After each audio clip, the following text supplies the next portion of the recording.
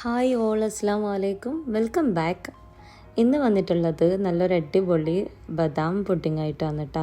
നമ്മളുടെ പെരുന്നാളൊക്കെ ആണല്ലോ വരുന്നത്, അപ്പോൾ നമുക്ക് പെരുന്നാളിനൊക്കെ സെർവ് ചെയ്യാൻ പറ്റുന്ന നല്ലൊരു അടിപൊളി ഐറ്റമാണ്. അപ്പോൾ എല്ലാവരും ഉണ്ടാക്കി നോക്കുക. പിന്നെ നമ്മളുടെ വീഡിയോസ് ആരെങ്കിലും സബ്സ്ക്രൈബ് ചെയ്യാതെ കാണുന്നുണ്ടെങ്കിൽ എല്ലാവരും മറക്കാതെ സബ്സ്ക്രൈബ് ചെയ്യണേ. അതുപോലെ വീഡിയോക്ക് ലൈക്ക് ചെയ്യുക, ഷെയർ ചെയ്യുക, കമൻറ്റ് ചെയ്യുക. അപ്പോൾ നമുക്കിതെങ്ങനെയാണ് ഉണ്ടാക്കാമെന്ന് നോക്കാം. അപ്പോൾ അതിന് വേണ്ടിയിട്ട് നമുക്ക് ആദ്യം തന്നെ ബദാം സോക്ക് ചെയ്യാൻ വേണ്ടി വെക്കാം. ഞാൻ ഓൾറെഡി നൈറ്റിൽ ബദാം സോക്ക് ചെയ്യാൻ വെച്ചിട്ടുണ്ടായിരുന്നു. എന്നിട്ട് രാവിലെയാണ് പുഡിംഗ് ഉണ്ടാക്കുന്നത്. അപ്പോൾ നിങ്ങൾക്ക് ഇൻസ്റ്റൻ്റായിട്ട് ചെയ്യണമെങ്കിൽ നന്നായിട്ട് തിളക്കുന്ന വെള്ളത്തിൽ ബദാം ഒരു അരമണിക്കൂർ ഇട്ട് വെച്ചാൽ മതി. അതിനുശേഷം നമുക്ക് ഇതിൻ്റെ സ്കിന്ന് നല്ല രീതിയിൽ തന്നെ റിമൂവ് ചെയ്യാൻ പറ്റും കേട്ടോ. അപ്പോൾ അങ്ങനെ ചെയ്യുക. അതല്ലെങ്കിൽ ഇതുപോലെ നേരത്തെ ഒരു 4 മണിക്കൂറെങ്കിലും സോക്ക് ചെയ്ത് വെച്ചാൽ മതി നോർമൽ വാട്ടറിൽ. അപ്പോഴേക്ക് ഇത് നന്നായിട്ട് സോക്കായി വരും. ഇതിൻ്റെ സ്കിന്നൊക്കെ നല്ല രീതിയിൽ തന്നെ റിമൂവ് ചെയ്യാനും കിട്ടും.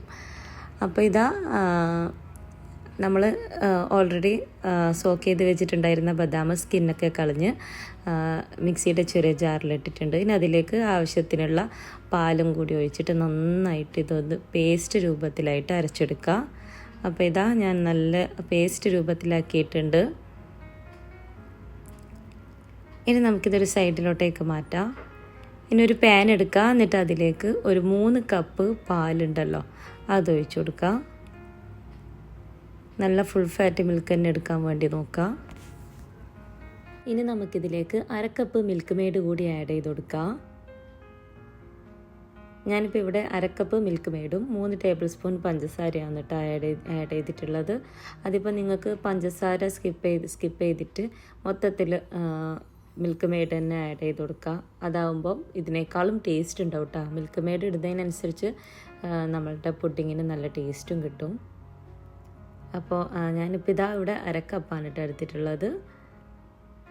അതോടൊപ്പം തന്നെ ഒരു 3 ടേബിൾ സ്പൂൺ പഞ്ചസാര കൂടി ആഡ് ചെയ്യുന്നുണ്ട്. ഇനി ഇതെല്ലാം കൂടി നമുക്ക് നന്നായിട്ട് മിക്സ് ചെയ്തെടുക്കാം.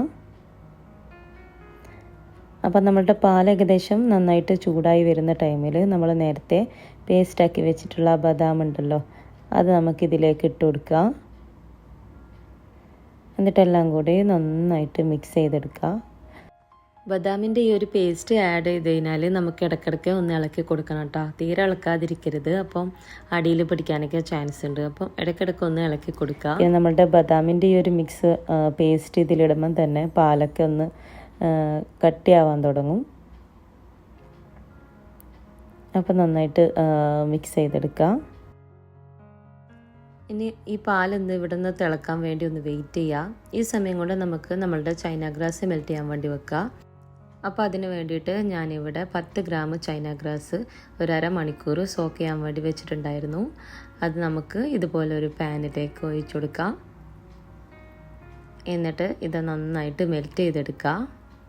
പിന്നെ നമ്മളുടെ ചൈന ഗ്രാസ് സോക്ക് ചെയ്യുമ്പോൾ വെള്ളം അത്യാവശ്യം ഒഴിച്ചു കൊടുക്കുക. നമ്മളുടെ ഈ ചൈന ഗ്രാസ് വെള്ളത്തിലൊന്ന് മുങ്ങിക്കിടക്കുന്ന രീതിയിൽ വേണം കേട്ടോ നമുക്ക് വെള്ളം ഒഴിച്ചു കൊടുക്കാൻ വേണ്ടിയിട്ട്. അതിൽ കറക്റ്റ് ഒരു അളവ് പറയാനില്ല.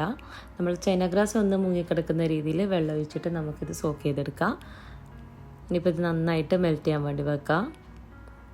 അപ്പോൾ ഇതാ ആ സമയം കൊണ്ട് നമ്മളുടെ പാലിവിടെ തിളക്കാൻ തുടങ്ങിയിട്ടുണ്ട്.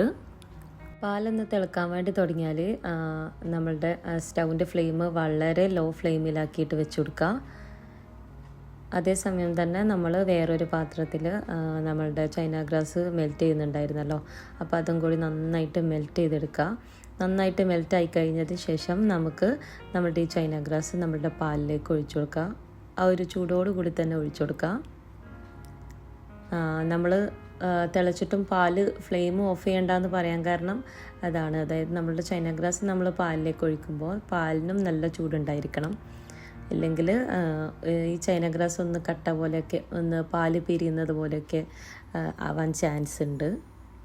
അപ്പോൾ അതെല്ലാവരും ശ്രദ്ധിക്കുക. അപ്പോൾ ഇതാ ചൈന ഗ്രാസ് കൂടി നമ്മൾ നല്ല ചൂടുള്ള പാലിലേക്ക് ഒഴിച്ചെടുത്തിട്ടുണ്ട്. ഇനി ഇത് രണ്ടും കൂടി നന്നായിട്ട് മിക്സ് ചെയ്തെടുക്കുക. ഇനി നമുക്കിതിൻ്റെ ഫ്ലെയിം ഓഫ് ചെയ്ത് കൊടുക്കാം. അപ്പോൾ ഇതാ നല്ല ടേസ്റ്റി ആയിട്ടുള്ള ബദാം പുഡിങ് ഇവിടെ റെഡി ആയിട്ടുണ്ട്. ഇനി നമുക്കിതൊരു ട്രേയിലോട്ടേക്ക് മാറ്റാം.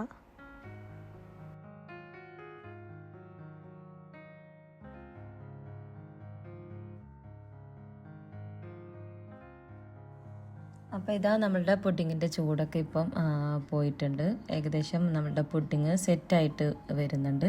ഈ സമയത്ത് നമുക്ക് കുറച്ച് ബദാം ഇതുപോലെ ചെറുതായിട്ട് കട്ട് ചെയ്തിട്ട് ഇതിൻ്റെ മുകളിൽ ഒന്ന് ഡെക്കറേറ്റ് ചെയ്ത് കൊടുക്കുക. ഇനിയിപ്പോൾ ഇതാ ഇതിൻ്റെ ചൂട് മൊത്തത്തിലൊന്ന് പോയി കഴിഞ്ഞാൽ നമുക്ക് ഫ്രിഡ്ജിൽ വെച്ചിട്ട് ഒരു 3-4 മണിക്കൂർ ഫ്രിഡ്ജിൽ വെച്ച് ഒന്ന് സെറ്റ് ചെയ്തിട്ട് നമുക്കിത് സെർവ് ചെയ്യാം.